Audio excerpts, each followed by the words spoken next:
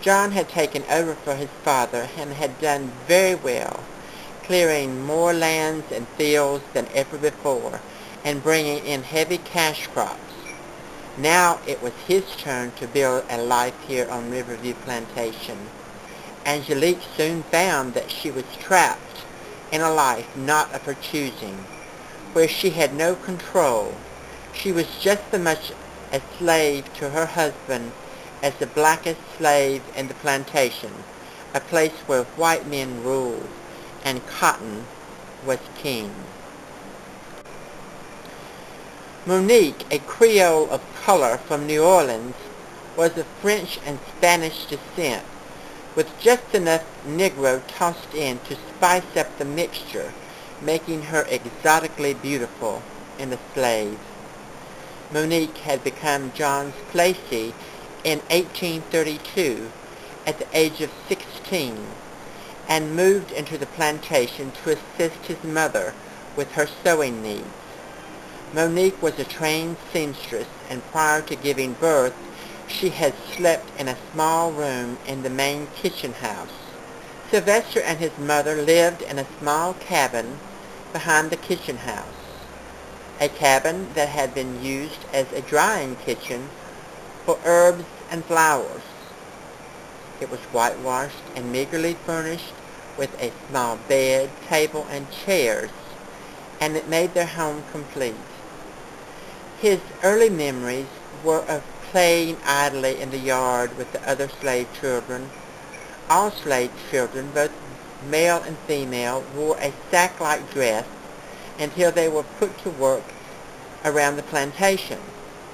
Monique made sure that Sylvester's dress was well made with ruffles and fancy stitches. Sylvester's hair grew long and beautiful, and his blue eyes turned a vivid green that showed with a tint of yellow in the sunlight. He was such a beautiful child, and was mistaken by all newcomers to the plantation as a girl instead of a boy. As the master's other children came to the age they could venture into the quarters on their own, they quickly found Sylvester, and they all soon became playmates. They too thought he was a girl, and treated him as such, and grew up to not really know the difference between boys and girls. The first few years of Sylvester's life were spent close to his mother, in her tiny space she used as her sewing room, playing with the scraps of cloth covering the floor as his mother worked. He learned early how to use a needle and began sewing little misshapen cloth dolls out of the fabric scraps to play with. He even made some for his little half-white sisters that came to visit him.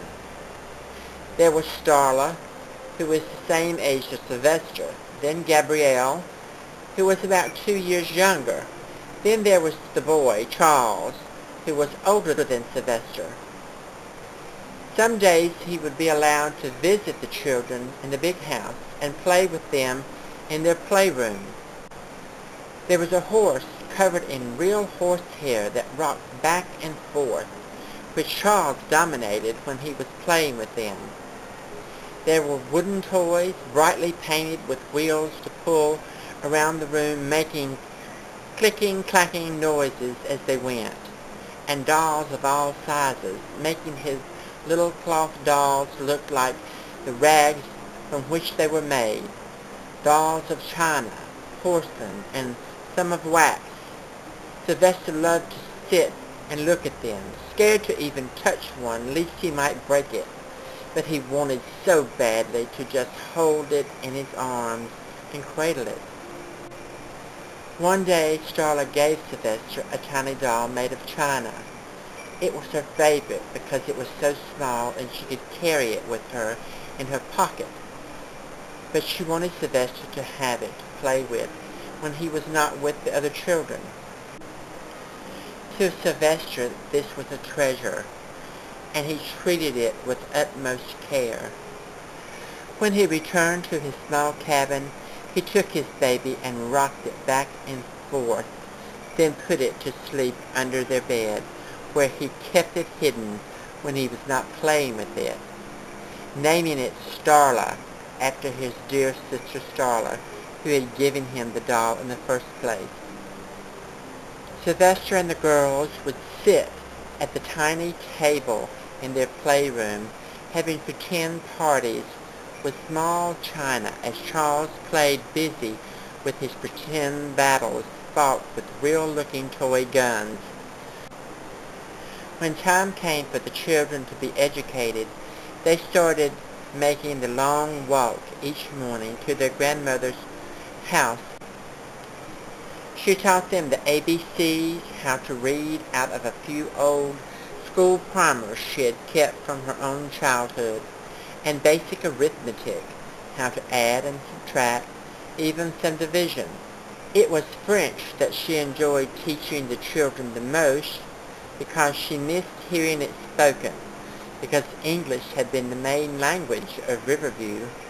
When they went to grandmother's, there was neither black nor white, just grandma's babies. On one such occasion, the children met an old crone of a woman who was visiting their grandmother. This woman looked like a wild woman to the children. She had feathers in her matted gray hair, and bones tied together forming a necklace that hung around her neck. She was giving their grandmother a small bag that was tied with strings, then waving her hands over it and saying some words they didn't understand. She made her way past them and out the front door. "Who that?" asked Charles. "That's Mammon Chloe, the root worker," their grandmother said. "She works magic." The children stood with their mouths open. "She can heal the sick. I've been feeling poorly lately, and she made me a potion that will help ease my aches and pains." The children had never seen her before, and they wondered where she lived. "She living out in the woods behind here in an old cabin that used to be part of the old slave quarters when the plantation was first built.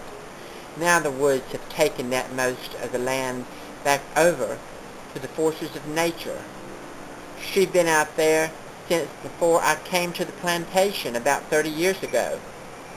I heard she was brought here by your papa's grandfather, all the way from Haiti, an island out in the ocean. That's where she brought her voodoo from. He always let her be. She don't harm anybody. Seems to be something our workers need to have their own religion, and she helps them all out with doctrine and such. Your daddy don't much like having her around, but he believed enough in her power not to harm her or get in her way." The children were sitting on the floor around their grandmother as she told the story of Chloe. They were enchanted in this magical woman. She reminded them of some of their witches they had read about in their fairy tale books. "Would she turn us into frogs if we go out to her cabin, grandmother?" asked Starla. "Well, I ain't never heard of nobody on this place being turned into no frog, but you children better not be traipsing out in them woods, getting in her way. No telling what she would do if you rile her up." The children promised their grandmother they would not go out into the woods looking for Chloe, but deep inside they wanted nothing more than to venture out into the unknown and learn more about this magical person.